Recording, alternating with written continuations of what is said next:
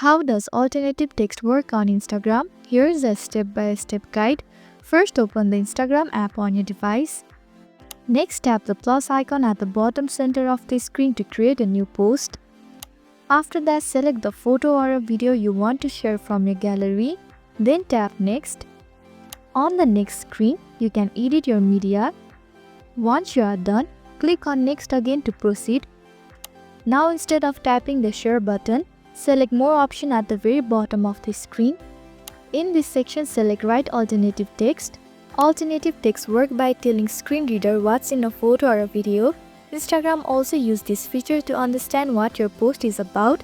Finally, type a short but a clear description of your image or the video.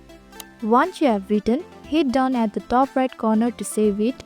Lastly, go back to the main posting screen and hit share to publish your post with the alternative text. And that's all. I hope this video helped.